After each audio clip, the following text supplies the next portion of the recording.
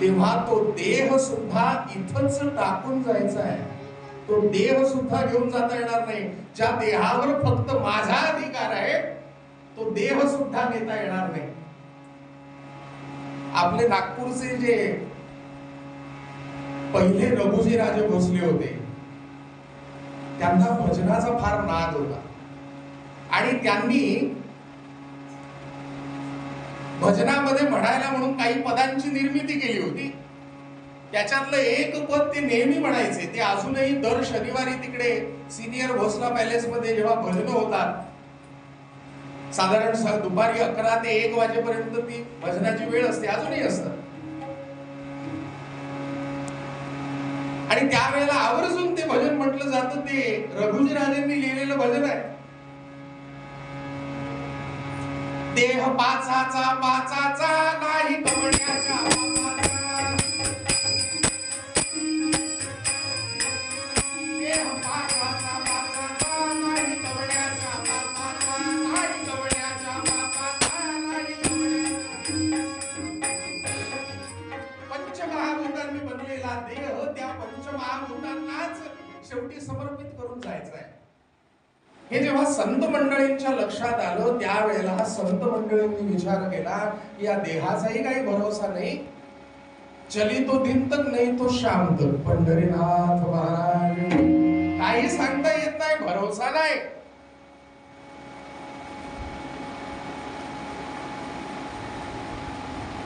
कालच कीर्तनाला माझ्या बाजूलाच बसले होतो. आज गोपाल गाणे पंढरीनाथ महाराज सांगता येत नाही. काल तरी मला वाटत होतं कीर्तन उशिरा सुरू केलं बुवांनी, पण कीर्तन सुरू झाल्यावर असं काही होईल असं वाटलं नाही. पंढरीनाथ महाराज. श्रोत्यांबद्दलही भरोसा नाही, बुवाचा तर त्यातल्या त्यात नाही. इथं येऊन ठेपेपर्यंत धाकधूक धाकधूक. सद्गुरुनाथ महाराज भरोसा नाही.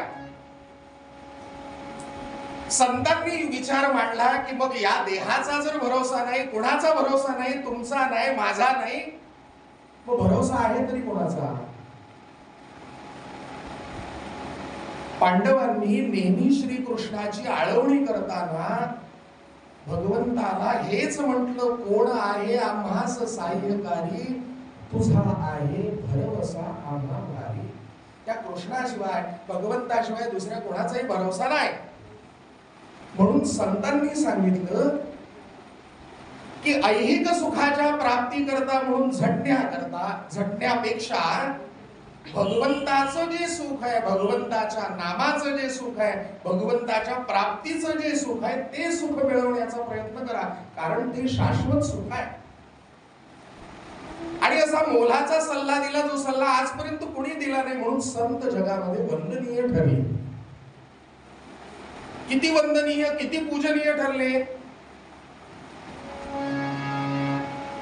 संतांनी जगावर इतके अगाध उपकार करून ठेवलेले आहेत की त्या उपकाराची परतफेड आपल्याला मिळालेल्या अंदाजे असलेल्या 80 ते 100 वर्षाच्या आयुष्यामध्ये आपण करू शकत नाही. त्याची परतफेड किती उपकार आहेत. शरीराचं जे कातड आहे त्याचे जोडे जरी करून त्यांच्या पायात घातले तरी त्यांच्या उपकारातून उतराई होणं शक्य नाही. संत म्हणतात, काय द्यावे यासी भावे उतराई, ठेविता हा पायी जीव थोडा. आपण आपले प्राण जरी त्यांच्या चरणाशी ठेवले तरी सुद्धा ते अपुरे पडतील. इतके अगाध उपकार संतांनी केले आहेत. तुकाराम महाराजांना त्याची जाणीव आहे. म्हणून तुकाराम महाराजांसारखा अधिकारी संत वर्णन करताना अभंगातून सांगतो, काय वानो आता न पुरे हे वाणी. या संतांचं किती वर्णन करू. आता माझी वाणी म्हणजे माझं तोंड सुद्धा साथ देत नाही. म्हणून मी जेव्हा शब्द पुरे पडतात तेव्हा मनुष्य कृतीतून आदरभाव दर्शवतो. भगवंताची करणी कशी आहे, भगवंताचा आशीर्वाद, भगवंताचं पाठबळ किती आहे, हे जेव्हा मुखानं वर्णन करून सांगता येत नाही तेव्हा मनुष्य भगवंताजवळ जातो आणि शिरसाष्टांग वंदन करतो. सद्गुरुनाथ महाराज. तुकाराम महाराजांनी तोच मार्ग पत्करला. या संतांचं वर्णन मी माझ्या आयुष्यभर यांची स्तुती केली तरी त्यांच्या कृपेतून उतराई होणं शक्य नाही, म्हणून मी त्यांच्या जवळ जातो आणि मस्तक चरणी ठेवी असे आणि माझं सर्वस्व संतांच्या चरणी अर्पण करतो. त्यानेही पुरे होणार नाही हे मला ठाऊक आहे, पण याच्यापेक्षा जास्त मी काही करू शकत नाही. पंढरीनाथ महाराज म्हणून त्यांनी संतांच्या एकेका सद्गुणाबद्दल बोलायला सुरुवात केली. पहिलं प्रमाण त्यांनी दिलं, थोरी व सांडिली आपली परीसे नेणे सिवो कैसे लोखंडाचे. परिसाचा दगड असतो, आपल्याला ठाऊक आहे काय काम आहे परिसाच्या दगडाचं. असं म्हणतात की परिसाच्या दगडाला लोखंड नेऊन लावलं की त्याचं सोनं होतं. तात्विक भूमिका लक्षात घ्या. लोखंड परिसाला नेऊन लागलं की त्याचं सोनं होतं, पण ज्या लोखंडाचं सोनं झालेलं आहे त्या लोखंडाला पुन्हा दुसरं लोखंड आणून लावलं तर त्याचं सोनं होत नाही. म्हणजे परिसाचा दगड लोखंडाला फक्त सुवर्णत्व देतो, पण स्वतःचं लोखंडाचं सोनं करण्याचा जो महत्वाचा गुणधर्म आहे तो देत नाही. पंढरीनाथ म्हणजे त्याला तेवढी महत्ता प्राप्त होऊ शकत नाही. पण संतांना शरण गेल्यानंतर संत आलेल्या शरणागताला स्वतः इतकं अधिकारी करून सोडतात, म्हणून ते परिसापेक्षाही श्रेष्ठ ठरतात. असा संतांजवळ कोणता सद्गुणांचा साठा आहे की त्या सद्गुणांच्या साठ्यामुळे संत इतके महान ठरले सामान्य मनुष्यापेक्षाही. संतांना विचारायला जावं की तुमच्याजवळ धन दौलत नेमकी आहे कुठली, तर संत उदार मनानं दोन्ही हात वर करून उत्तर देतात, आमच्याजवळ धन एकच आहे फक्त, आमचे हे धन विठ्ठलाचे नाम, आमचे हे धन विठ्ठलाचे नाम, आमचे हे धन विठ्ठलाचे नाम. चांगले उत्तम नलगे मोल, चांगले उत्तम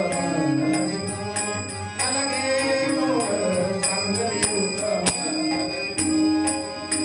आमचे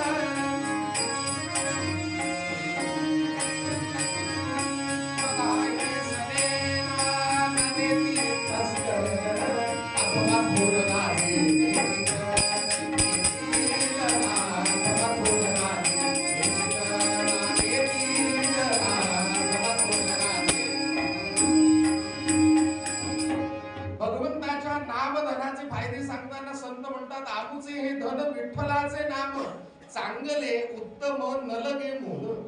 त्या धनाचा पहिला फायदा असा आहे की धन चांगल्या मार्गाने मिळवलाय का वाम मार्गाने मिळवलाय असा काही विचार नाही. म्हणजे एक नंबरचा पैसा आहे.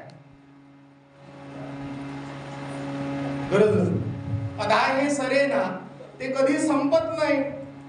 लौकिक धन संपेल पण भगवंताचं नामधन संपत नाही. न नेती तस्कर चोर चोरी करून देऊ शकत नाही. अथवा थोर राजे नेतील ना राजा कर रूपाने म्हणजे टॅक्सच्या स्वरूपात काढून घेऊ शकत नाही. या वर्षीचा उत्सव झाला बा परमानंद स्वामींच्या मठात, आणि तुम्ही दरवर्षीपेक्षा जास्त नाम घेतलं या वर्षी, त्याच्यामुळे तुम्हाला इतका टॅक्स लागला. पंढरीनाथ महाराज, इतका टॅक्स लागला. लवकर भरा, 4-5 दिवस राहिले आहे. 31 तारीख शेवटची डेट आहे. पंढरीनाथ महाराज. असं काही नाही. या उत्सवात जास्ती नाम घेतलं काय, कमी नाम घेतलं काय, त्यानं फरक पडत नाही. ते कुठेही तुम्ही आधार कार्डचा नंबर द्या, नाही तर मोबाईल नंबर द्या, ते शो होत नाही. पंढरीनाथ महाराज. आणि मुळात भगवंताची भक्ती अशीच आहे, जिचा शो होऊ द्यायचा नाही. पंढरीनाथ. भगवंतानं सांगितलंय, जे काही पाप करशील ते मला सांग, सगळ्यांसमोर माझ्यासमोर उघड कर, आणि जे पुण्य करशील ते झाकून ठेव. पण माणसाचं उलट आहे. माणूस पाप झाकून ठेवतो आणि पुण्याचा मात्र उदो उदो करतो. सद्गुरुनाथ महाराज. किती उदो उदो करतो पुण्याचा. एकानं म्हणे, इथलं नाही सांगतो, तिकडला आता बाहेर गावी गेलो होतो मागच्या महिन्यात कीर्तनाला, तिथली गंमत आहे. घरचे जे कोणी गेले होते त्यांच्या स्मृतीप्रित्यर्थ पंखा द्यायचं ठरवलं मंदिरात. पंखा विकत आणायला गेला. त्याला वाटलं 3 पात्यांचा पंखा असेल. त्यानं सांगितलं म्हणजे 4 पात्यांचा पंखा आहे आणि 3 पात्यांच्या किमतीपेक्षा स्वस्त आहे. तो म्हणे कमी पैशात 1 पात जास्त मिळणार, ते तोच द्या म्हणे. सद्गुरुनाथ महाराज. 4 पात्यांचा पंखा आणला, घरी ठेवून दिला. 2 महिने झाले, 3 महिने झाले. याच्या बायकोने याला विचारलं, काय हो म्हणे, पंखा मंदिरात दान द्यायला आणला, दिला का नाही? तो म्हणे, माझी अशी इच्छा होती की माझ्या वडिलांच्या स्मृतीप्रित्यर्थ, आईच्या स्मृतीप्रित्यर्थ आणि भावाच्या स्मृतीप्रित्यर्थ, अशा तिघांच्या स्मृतीप्रित्यर्थ पंखा द्यायचा होता, म्हणून मी 3 पात्याचा पंखा आणायला गेलो. त्यानं 4 पात्याचा दिला म्हणे. आता 4थ्या पात्यावर कोणाचं नाव लिहायला नाही म्हणून थांबलो आहे. पंढरीनाथ महाराज. दान देताना इतका हिशोब आहे, कारण पुण्य करतोय ना, ते सगळ्या गावाला माहित झालं पाहिजे याने पंखा दिला म्हणून. 4 जण जोपर्यंत घरचे जात नाही तोपर्यंत 4 पात्यांचा पंखा मंदिरात देता येत नाही. तो 4 जण गेल्यानंतर मंदिरात नेऊन देतो. भगवंताच्या समोर तो पंखा लागतो आणि तिकडे बटन दाबली का याचे सगळे पितर भगवंतासमोर फिरायला लागतात. पंढरीनाथ महाराज. भगवंत म्हणतो, छे नको, जे काही पाप केलाय ते उघड कर समोर, पुण्य झाकून ठेव. भगवंतासमोर पाप सांगितलं पाहिजे. या संदर्भातली महाभारतामध्ये एक छान छोटीशी कथा आलेली आहे, तेवढी सांगतो मग निरूपण आठवतो. थंडीचे दिवस होते. पांडवांचा वनवासाचा काळ सुरू होता आणि पांडव वनवासात असताना एक दिवस भगवान गोपालकृष्णांची स्वारी पांडवांच्या पर्णकुटी समोर येऊन उभी राहिली आणि भगवान गोपालकृष्णांनी आवाज दिला, युधिष्ठिर दादा आहेत का? सगळ्यांना नेहमी हवासा वाटणारा तो आवाज सकाळच्या इतक्या मंगल समयाला कानांवर पडला. सगळ्यांना आनंद झाला. 5ही भाऊ आणि द्रौपदीला तर विशेष आनंद झाला, आपला भाऊ आलाय म्हणून. सगळे लगबगीनं श्रीकृष्णाच्या स्वागताची तयारी करून पर्णकुटीच्या मुख्य प्रवेशद्वाराजवळ येऊन उभे राहिले. युधिष्ठिर दादा खाली वाकले. त्यांनी भगवंताचं चरणक्षालन केलं.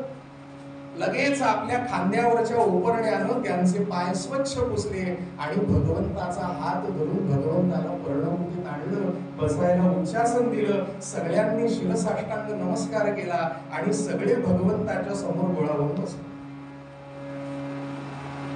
अर्जुनानं प्रश्न विचारला, भगवंता आज अचानक इथं कसं काय येणं केलं? एकदम कसे काय आला?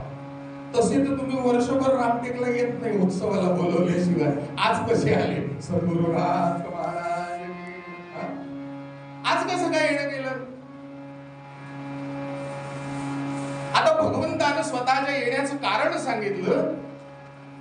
भगवंत कशा करता आले होते? आज भगवंतानं यायचं ठरवलं. याच्या काही दिवस आधी एक प्रसंग घडला होता. पांडव वनवासात असतानाचीच गोष्ट आहे. एक दिवस 5ही भाऊ बाहेर कंदमुळं फळं आणायला गेल्यानंतर कर्णाची स्वारी त्या पर्णकुटी समोर येऊन उभी राहिली. आणि कर्णानं युधिष्ठिर घरात आहे का, पर्णकुटीत आहे का म्हणून आवाज दिला. द्रौपदी कोण आलाय म्हणून समोर येऊन उभी राहिली आणि तिनं कर्णाला बघितलं. आणि कर्णाला बघितल्यानंतर तिच्या मनामध्ये फक्त एवढा विचार आला की आपले जे 5 पती आहेत त्या 5 पतींचाच हा मोठा भाऊ आहे. फक्त आपल्या सासूबाईंच्या वागणुकीमुळे 5पेक्षा थोडासा वेगळा पडलाय. सद्गुरुनाथ महाराज एवढा विचार आला. आणि या विचाराचं पाप द्रौपदीला लागणार होतं. ते पाप द्रौपदीला लागू नये म्हणून भगवंत आज विशेषत्वानं पांडवांच्या भेटीला आले होते. हे कारण होतं भगवंताच्या येण्याचं, जे पांडवांना ठाऊक नव्हतं. आज कसे काय आलात भगवंत? हा अर्जुनानं प्रश्न विचारल्यावर भगवंत म्हणाले, काही नाही रे, थंडीचे दिवस आहेत आणि मला असं वाटलं की तुम्हा सर्वांना घेऊन आज वनभोजनाला बाहेर कुठेतरी जावं म्हणून मी तुम्हाला न्यायला आलोय. बाकी सगळी तयारी, सगळे नोकर चाकर दास दासी सेवक सगळे माझ्या सोबत आहेत. तुम्ही फक्त पटकन निघा आता इथून पर्णकुटीतून. सगळ्यांनी भरभर आवरलं आणि कृष्णचंद्रासोबत हे सगळे जण 6 जण जायला निघाले. एका मोठ्या वृक्षाची गर्द सावली बघून या लोकांनी ते ठिकाण ठरवलं. जवळच पाणवठा होता. हे जरा कोवळ्या उन्हात येऊन गोलाकार मंडल करून बसले आणि तिकडे जे कोणी सेवक दास दासी नोकर चाकर आले होते त्यांनी त्यांच्या भोजनाच्या तयारीला सुरुवात केली. पाणके आले होते ते पाणवठ्यावर पाणी भरायला लागले. स्वयंपाकी आले होते ते त्यांच्या कामाला लागले. निवडण टिपण सगळं सुरू झालं. आणि यांच्या गप्पा टप्पा सुरू झाल्या 7 जणांच्या. बराच वेळ गप्पा करत होते. भीमसेनाची स्वारी अचानकपणे उठली. त्यानं ती गदा आपल्या खांद्यावर ठेवली. जरा आक्रस्ताळेपणानं आळस दिला आणि कृष्णाला म्हणाला, कृष्णा, या तुमच्या गप्पांमध्ये मला काही रस नाही. मी जरा या वनामध्ये फेरफटका मारून येतो. भूक लागली असेल, काही कंदमुळं खायला मिळतात का ते बघायला म्हणून भीमसेनाची स्वारी निघाली बहुतेक असं सगळ्यांना वाटलं. श्रीकृष्णानेही मान डोलावली आणि भीमसेनाची स्वारी तिथून बाहेर पडली. त्या वनामध्ये फिरत असताना बराच वेळ फिरल्यानंतर भीमसेनाला एक आश्चर्यचकित करून सोडणारी गोष्ट दिसली. त्याला एक जांभळाचं झाड दिसलं आणि त्या जांभळाच्या झाडाला अगदी वरच्या टोकाला एकच भलं मोठं जांभूळ लागलेलं त्यानं पाहिलं आणि त्याला आश्चर्य वाटायला लागलं. अबब, इतकं मोठं जांभूळ आणि या झाडाला एकच जांभूळ लागलंय. काहीतरी विशेष असलं पाहिजे. हे आपल्या भावांना, द्रौपदीला आणि कृष्णाला नेऊन दाखवलं पाहिजे.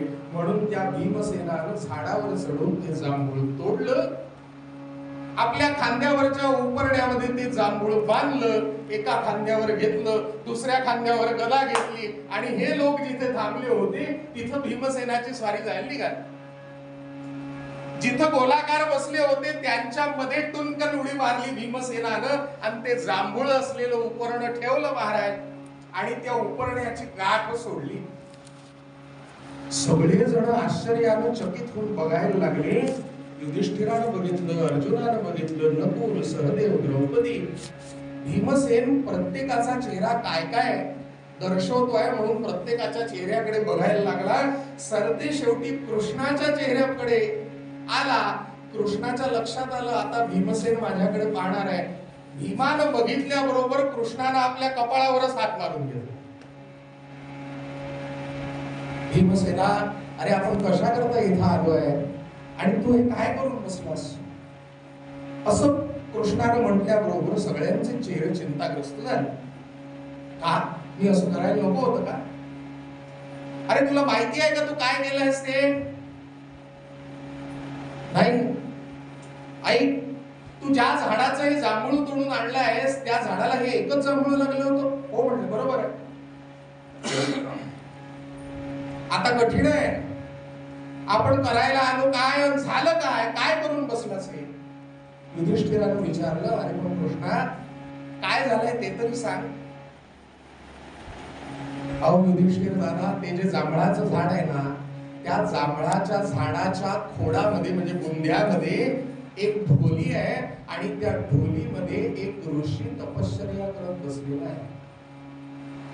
जेव्हा त्याची तपश्चर्या सुरू होते तेव्हा हे जांभूळ झाडाला लागतं आणि जेव्हा त्याची तपश्चर्या हळूहळू हळूहळू पूर्णत्वाला जायला लागते तेव्हा हे जांभूळ पिकून पूर्ण तयार होतं.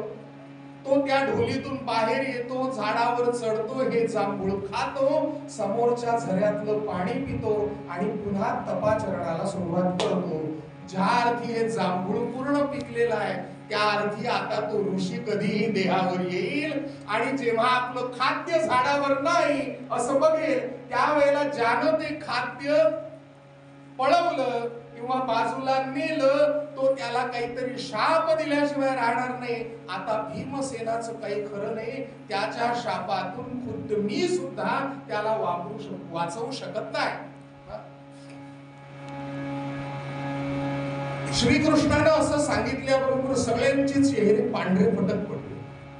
अहो ज्याचा आश्रय आहे आपल्याला अशा धनंजयानंच हात वर केल्यानंतर मग कोणाकडे पाहायची सोय आहे? कोणाकडेच काय मागणार कोणाला? कृष्णचंद्र म्हणाले आता हे सगळं बंद करा, वनभोजन वगैरे राहू द्या बाजूला, ते जेवण खावणं नंतर करू, आधी हे जांभूळ घेऊन चला आणि ते झाडाला चिकटवायची व्यवस्था करा. भीमा उचल ते जांभूळ म्हणून त्यानं पुन्हा उपरण्यात बांधलं आणि ते जांभूळ घेऊन जांभळाच्या झाडाजवळ आले. समोर ते जांभूळ ठेवलं. श्रीकृष्ण म्हणाले आता तुमच्यापैकी प्रत्येकानं समोर या, आपापल्या जवळचं थोडं थोडं पुण्य खर्च करा आणि हे जांभूळ झाडाला लावायची व्यवस्था करा. युधिष्ठिर म्हणाले दादा असं कसं होणार आहे? एकदा झाडावरून सुटलेलं फळ पुन्हा झाडाला जाऊन लागेल? सामान्य लोकांच्यानी होणार नाही, पण तुम्ही सगळेजण असामान्य आहात, तुमच्याच्यानं होईल. युधिष्ठिर दादा पहिली संधी तुम्हाला, व्हा समोर. युधिष्ठिर समोर आले आणि त्या जांभळाकडे, जांभळाच्या झाडाकडे बघून भगवान गोपाल कृष्णाकडे एकदा बघितलं आणि बोलून गेला युधिष्ठिर की आयुष्यात आजपर्यंत मी जर कधी खोटं बोललो नसेल किंवा आयुष्यात पुढे खोटं बोलणार नसेल तर हे जांभूळ आत्ताच्या आत्ता झाडाला जाऊन चिकटतो. एवढं युधिष्ठिर बोलला आणि ते जांभूळ जमिनीपासून 1 हात उंच उडालं. म्हणजे युधिष्ठिर खोटं बोलले होते का किंवा खोटं बोलणार होते का? कधीतरी पुढे हा प्रसंग येणार होता. युद्धाच्या वेळेला नरोबा कुंजरोबा कुंडलिक वरदे हरी विठ्ठल. युधिष्ठिरानं कृष्णाकडे पाहिलं, खाली मान घातली आणि 4 पावलं मागे होऊन नंतर भीमसेनाची स्वारी आली आणि भीमसेनानेही त्या ठिकाणी घोषणा केली की गदा युद्धामध्ये माझ्यापेक्षा श्रेष्ठ गदाधर जर कुणी नसेल तर हे जांभूळ आत्ताच्या आत्ता झाडाला जाऊन चिकटो. ते जांभूळ पुन्हा 1 हात वर उडालं. कृष्णाकडे पाहिलं भीमसेनानं. कृष्णानं खुणेनच सांगितलं की ही घोषणा करताना तुझे जे गुरु आहेत बलराम दादा त्यांनाच विसरलास का? पंढरीनाथ महाराज की. असं करत करत एक एक जण समोर यायला लागलं. या 5ही जणांनी कसं बस 5 हात ते जांभूळ वर सरकवलं. शेवटी कृष्णानं मोठ्या विश्वासानं द्रौपदीकडे नजर टाकली आणि द्रौपदी मोठ्या तोऱ्यात सगळ्यांच्या पाठीमागून कमरेला पदर खोचत खोचत समोर आली. एखादं काम आपल्या पुरुषांकडून होत नसलं म्हणजे घरातल्या माता भगिनी कशा आपल्याला मूर्खात काढत पदर खोचत समोर येतात, वा बाजूला तुमच्या जन्म होणार नाही सद्गुरुनाथ महाराज की, तशा तोऱ्यात आली आणि कृष्णाकडे बघून त्या जांभळाकडे बघून झटकेत बोलून गेली की या 5 पुरुषांशिवाय जगातले सर्व पुरुष मला वडिलांप्रमाणे किंवा माझ्या मुलांप्रमाणे असतील तर हे जांभूळ आत्ताच्या आत्ता झाडाला जाऊन चिपटो. पंढरीनाथ. द्रौपदीला वाटलं झालं आता. तुम्हाला सांगतो जांभूळ वर तर गेलं नाहीच, पण या 5 भावांच्यानं जेवढं 5 हात वर गेलो होतं ना तेही दणदण खाली येऊन आलं. सद्गुरुनाथ महाराज. आता बोलून गेली होती द्रौपदी. आता रडण्याशिवाय डोळ्यात पाणी येण्याशिवाय दुसरं काहीच पर्याय उपलब्ध नव्हता. कृष्णाकडे बघायला लागली आणि मनोमन कृष्णाला सांगितलं, कृष्णा अरे मी काही खोटं बोलली नाही रे. या 5 पुरुषांशिवाय मी इतर कोणाचाही पती म्हणून कधीही विचार केला नाही, कोणाही बद्दल वाईट विचार केला नाही, हे तुला म्हणून सांगते. भगवान गोपाल कृष्ण म्हणाले, अगं माझा तुझ्यावर पूर्ण विश्वास आहे, मी तुझं सगळं मान्य करतो, पण हे जांभूळ ऐकत नाही त्याला मी काय करू. आठव काहीतरी घडलं असेल, काहीतरी आगळी घडली असेल तुझ्याकडून, मनात विचार तरी आला असेल काहीतरी. नुकताच घडून गेलेला प्रसंग होता. द्रौपदीला आठवलं आणि द्रौपदी कृष्णाला म्हणाली, हो कृष्णा आठवलं मला सगळं, पण मी जे बोलते आहे ते जर या माझ्या 5 पतींनी ऐकलं तर माझ्या संसाराचं वाटोळं झाल्याशिवाय राहणार नाही.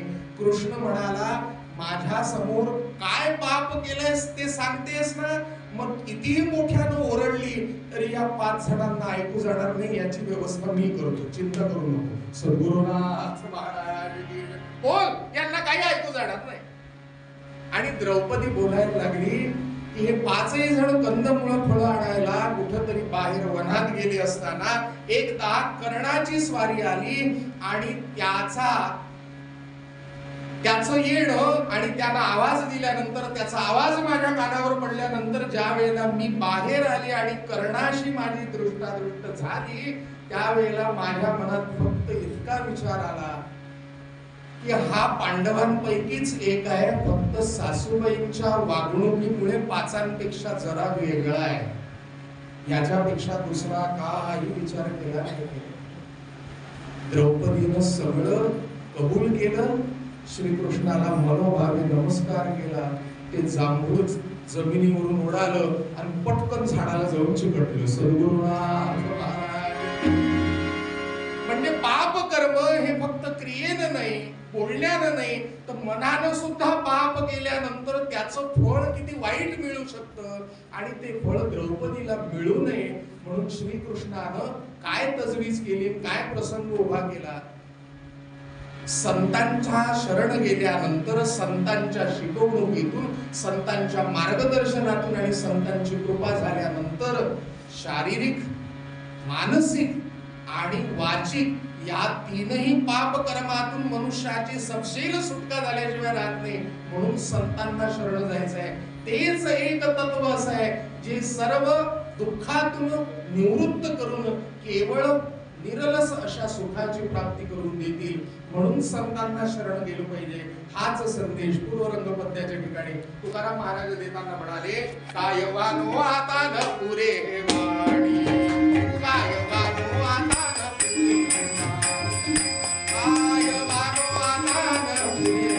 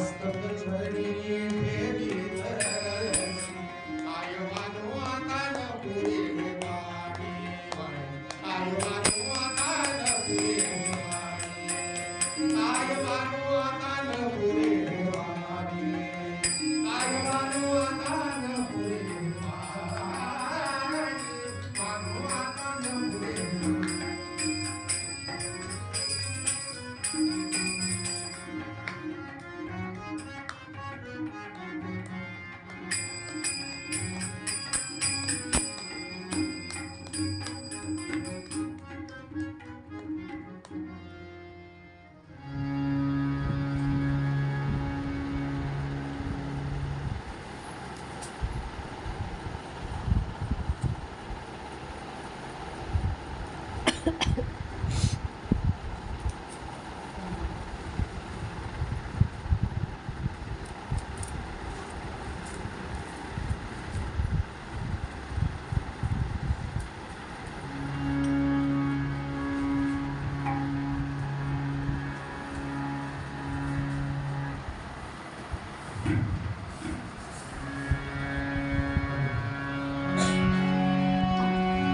मिनिट बसा आणि लगेच चरित्र वागायला सुरुवात. श्रीराम जय राम जय जय राम, श्रीराम जय राम जय जय राम,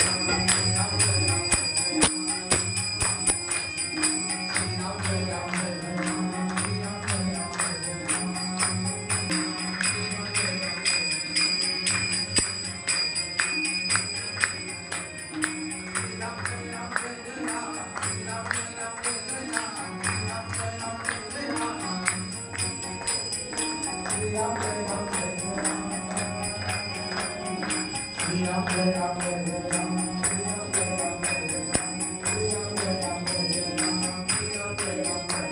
श्रीराम जय राम जय जय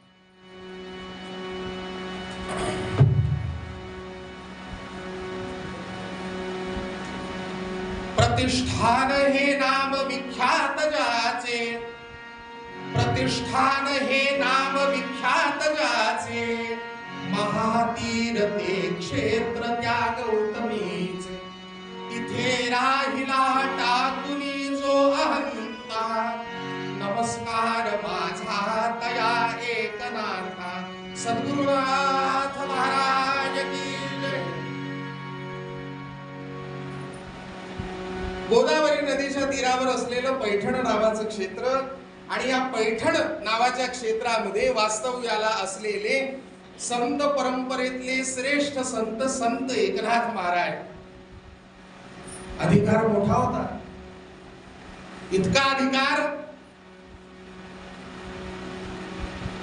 की द्वारकेचा भगवान गोपाल कृष्ण ज्यांच्याकडे त्यांची सेवा करायला म्हणून येऊन राहिला असे एकनाथ महाराज. भगवंतालाही आपला संसार बाजूला ठेवून ज्यांची सेवा करायला जायची इच्छा झाली.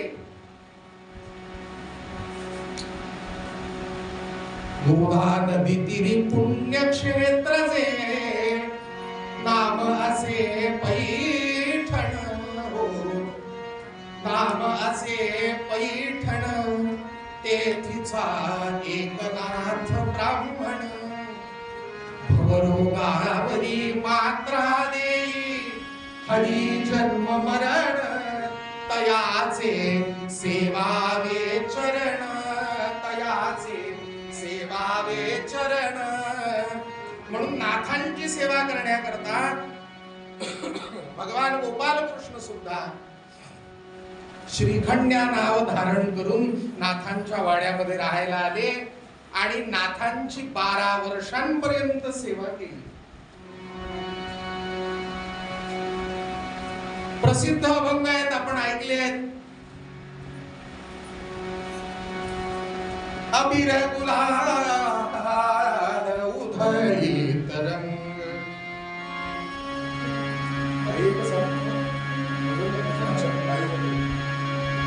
नाथा घरी नाचे माझा सखा पांडुरंग, नाथा घरी नाचे माझा सखा पांडुरंग, अबीर गुलाल उधळीत रंग, रंग रंग, अबीर गुलाल उधळीत रंग, नाथा घरी नाचे माझा सखा पांडुरंग, नाथा घरी नाचे माझा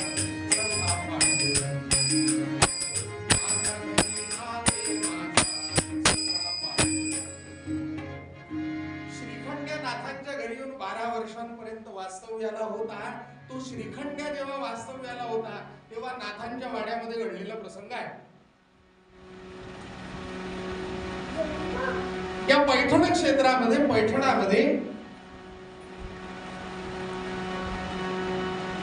एक स्त्री आपल्या लहानशा मुलाला 5 वर्षाच्या 6 वर्षाच्या मुलाला घेऊन राहत होती. या मुलाचा जन्म झाला आणि तो 1-1.25 वर्षाचा असतानाच त्याच्या वडिलांचं निधन झालं, म्हणून ती तळहाताच्या फोडाप्रमाणे त्याला जपत होती.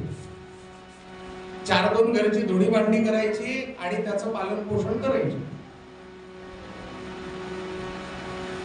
ज्यांच्या घरी धुणी भांडी करायला जायची त्यांच्याकडे एक दिवस काय त्यांच्याकडे गुरुपौर्णिमेचा कुळाचार होता का कुठली पूजा होती म्हणा, त्या निमित्तानं वडापुरणाचा स्वयंपाक केला होता.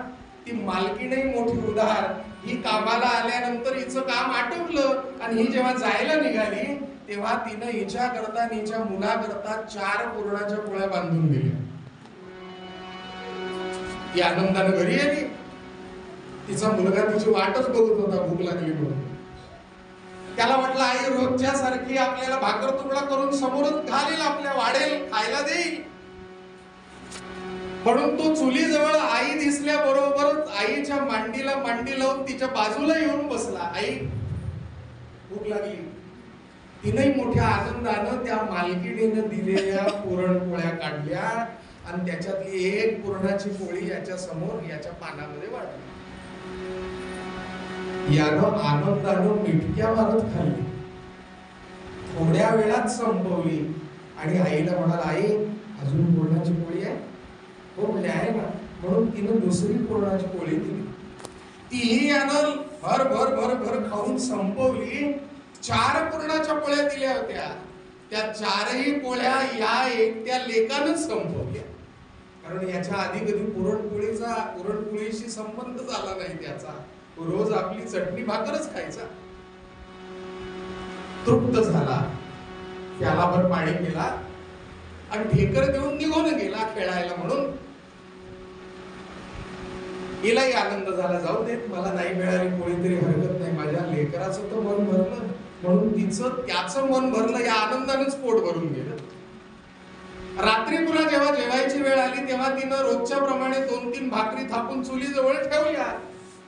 याला रोजच्या सारख्या त्या चुलीजवळ भाकरी दिसल्या आणि यानं आई जवळ आल्याबरोबर आईला सांगितलं, आई भाकर नको मला, सकाळी जी गोड पोळी दिली होती ना ती पाहिजे. सद्गुरुनाथ महाराज. आईनं परोपरीनं समजावून पाहिलं की अरे बाळा, पुरणपोळी आपण रोज खाऊ शकत नाही, म्हणजे परिस्थितीमुळे आपल्याला भाकर तुकडाच कसा बसा खायला मिळतो हेच नशीब समज. पण त्यानं पुन्हा पुरणपोळीसाठी आग्रह धरला. म्हणून ही माऊली आपल्या लेकावरच्या प्रेमापोटी पुन्हा तंगडतोड करत त्या मालकिणीच्या घरी गेली आणि मुलासाठी म्हणून तिनं मालकिणी समोर पुन्हा तोंड वेंगळलं. ती मालकीणही मोठी उदार होती. तिनं अजून 2 पुरणाच्या पोळ्या बांधून दिल्या. ती घरी आली, त्या लेकराला 2 पुरणाच्या पोळ्या खायला दिल्या. त्याला आनंद झाला. आनंदानं त्या मिठक्या मारत त्यानं संपवल्या. पाणी प्यायला झोपी गेला. दुसऱ्या दिवशी पुन्हा दुपारी भोजनाची वेळ आल्यानंतर यानं पुन्हा पुरणपोळीसाठी हट्ट धरला आईजवळ. तेव्हा पुरणपोळी तर मिळाली नाही, पण सापट पोळ्या धम्मक लाडू मात्र मिळाले. पंढरीनाथ महाराज. आणि पुन्हा शिव्या शापांचा आहेरही मिळाला की तुला जर रोज पुरणाची पोळी खायची होती तर माझ्यासारख्या कर्मदरिद्रीच्या पोटी कशाला जन्माला आलास? एखाद्या श्रीमंताच्या घरी जन्माला यायला पाहिजे होतं. दिवस रात्र पुरणपोळी खायला मिळाली असते. रोज रोज काय हट्ट लावलायचा? मीच चूक केली त्या दिवशी तुझ्यासाठी पुरणाची पोळी घेऊन आली.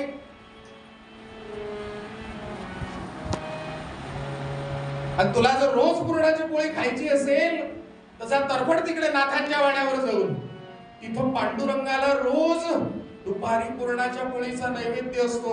तिथं तुला रोज पुरणाची पोळी खायला मिळेल. लक्षात आलं की आई चिडली आहे म्हणून. पण आईचं बोलणं आशीर्वाद समजून स्वीकारलं.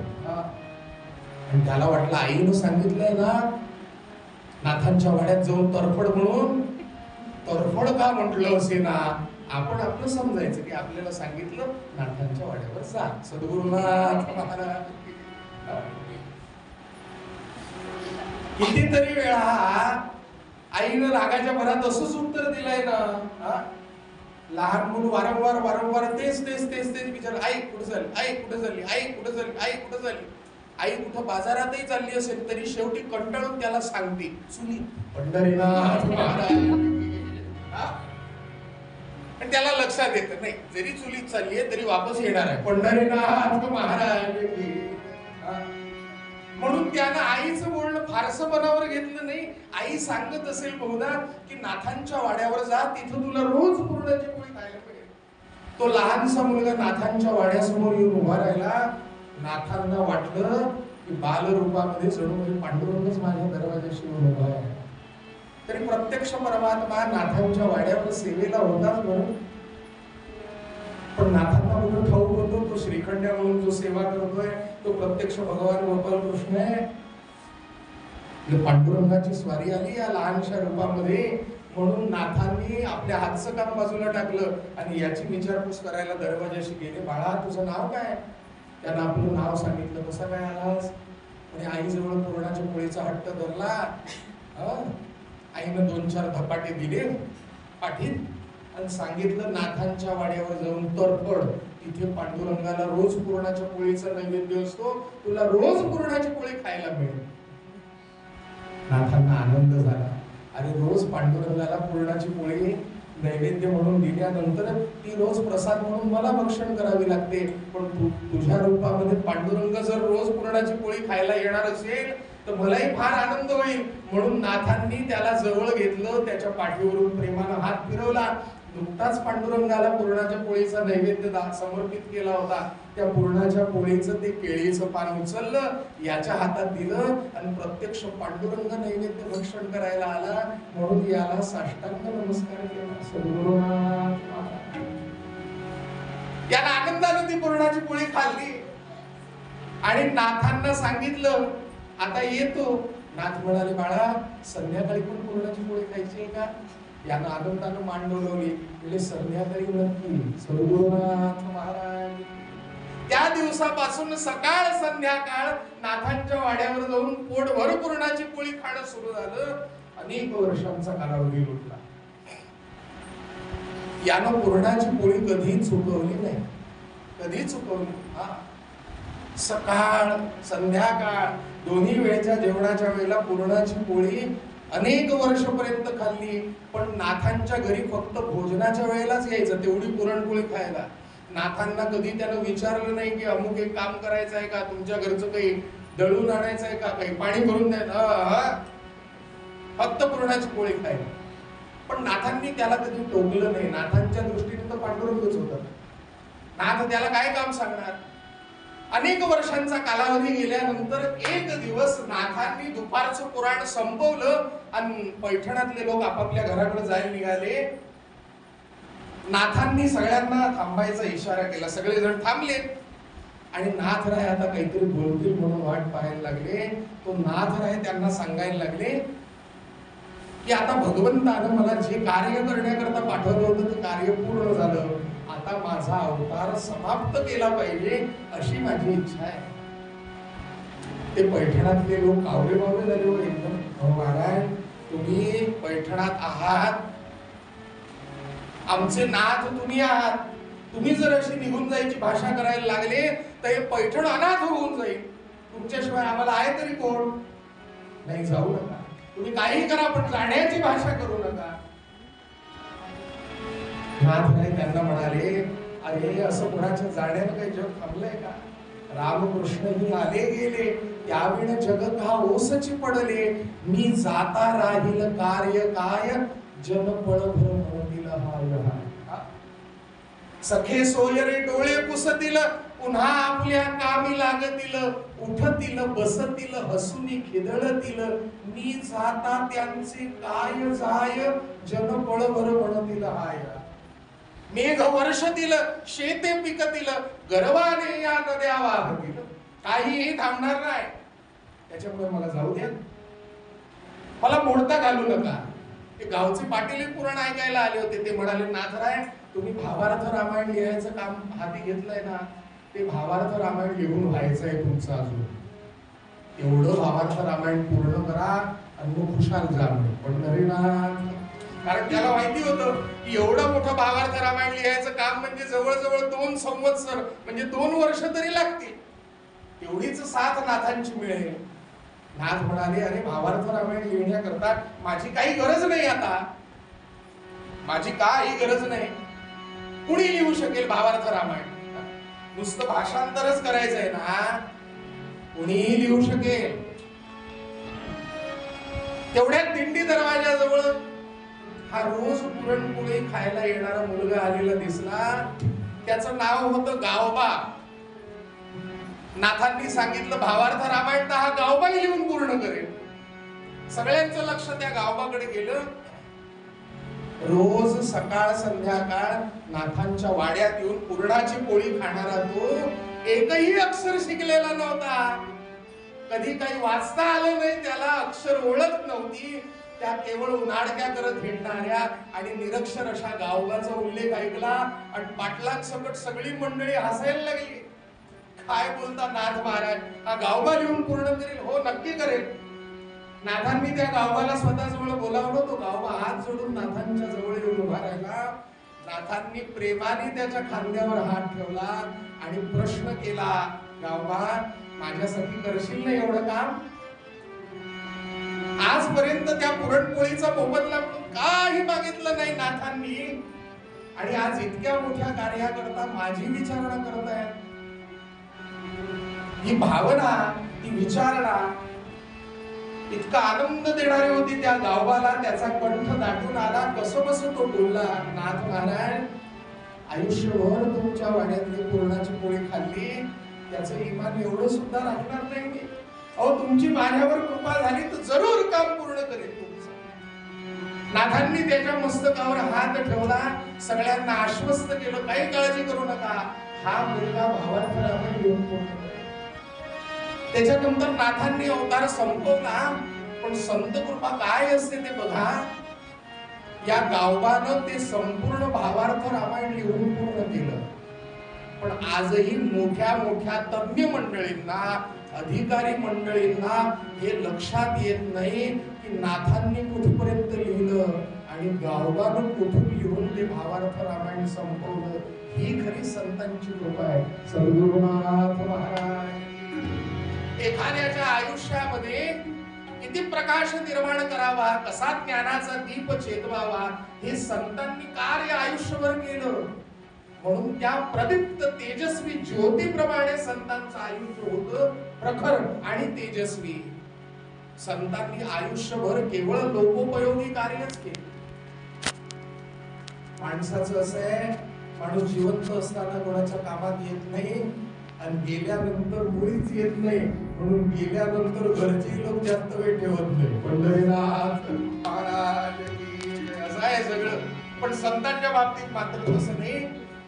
म्हणून पूर्व रंगपद्याच्या ठिकाणी तुकाराम महाराज वर्णन करताना म्हणाले, काय वानू आता न पुरे हे वाणी, मस्तक चरणी ठेवितसे. चरित्र भाग आणि कीर्तनाचा भाग इथं संपला. आता पार्ट 2 गोपाला गोपाला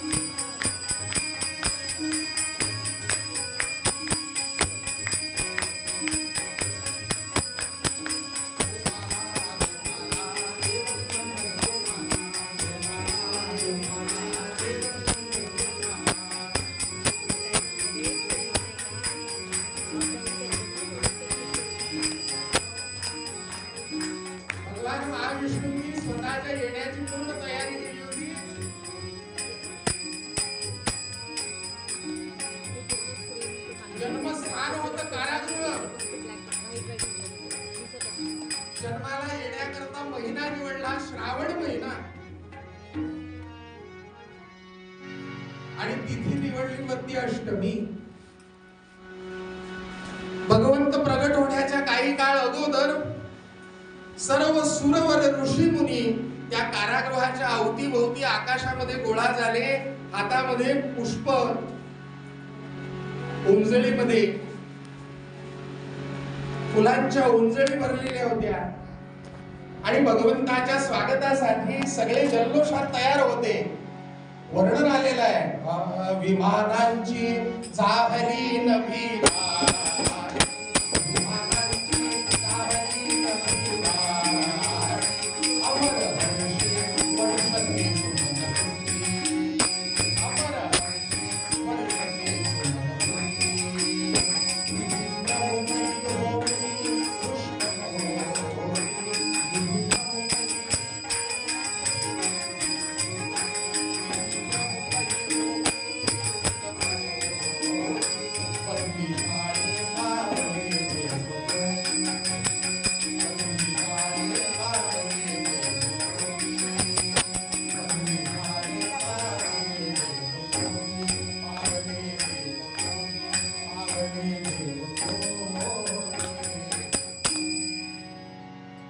आणि बरोबर मध्यरात्रीच्या सुमाराला भगवान महाविष्णूंनी त्या कारागृहाच्या ठिकाणी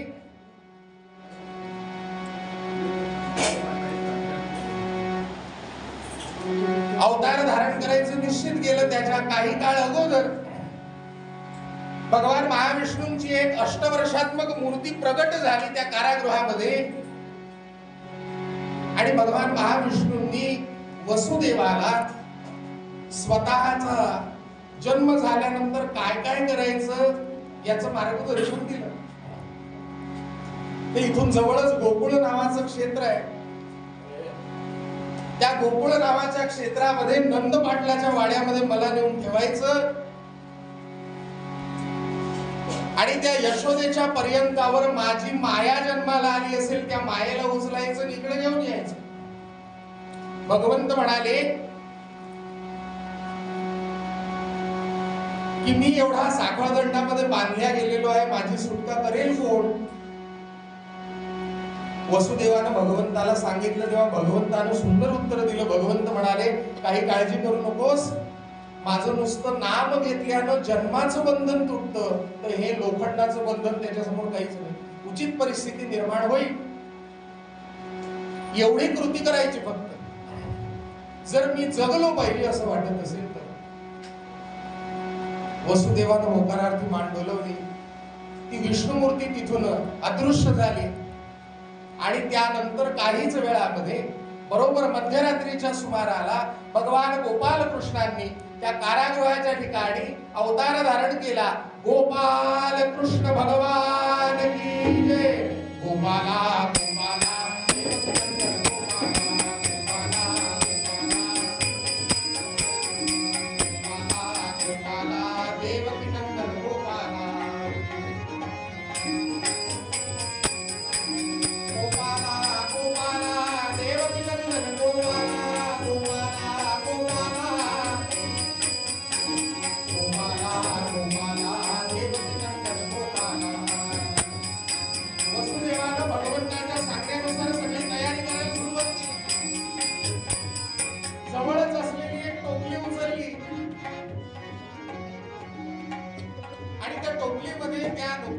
जन्म झालेल्या बाळाला ठेवलं. ती टोपली आपल्या मस्तकावर धारण केली. सगळी लोहबंधनं गळून पडली होती. कारागृहाचे दरवाजे सताड उघडले गेले होते आणि वसुदेव एक एक एक पाऊल टाकत बाहेर आले. बाहेर येऊन पाहिलं तर निसर्गाने रौद्रावतार धारण केला होता. मुसळधार पाऊस पडत होता आणि तेवढ्या पावसामध्ये वसुदेव यमुनेच्या तीराकडे जायला निघाले. श्रावण महिना, भर पावसाळा. आता काळ जुना होता, द्वापार युगातली गोष्ट. बरोबर श्रावणात पाऊस पडत असे त्यावेळेला. सद्गुरुनाथ महाराज मुसळधार पावसामुळे ती यमुनाही दुथडी म्हणून वाहत होती. आता ही यमुना पायी चालतच जावी लागेल, कारण कोणी नावाडी दिसत नव्हता, कोणी मदतनीस दिसत नव्हता.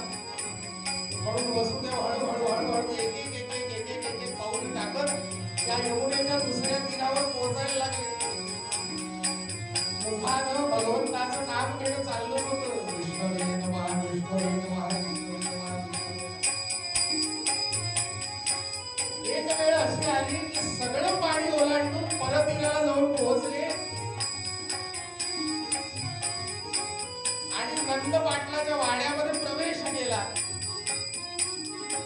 ज्या पर्यंकावर यशोदा निजली होती त्या पर्यंकावर तिनं जन्म दिला होता. ती माया तिथंच होती तिच्या कुशीमध्ये. त्या मायेला अलगद उचललं, भगवंताला तिथे ठेवलं आणि वसुदेव त्या मायेला घेऊन पुन्हा मथुरेकडे परत यायला लागले. गोपाला गोपाला देवकी नंदन गोपाला गोपाला गोपाला गोपाला गोपाला देवकी नंदन गोपाला गोपाला गोपाला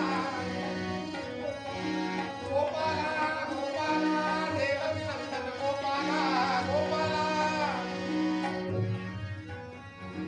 गोपाला गोपाला देवकी नंदन गोपाला गोपाला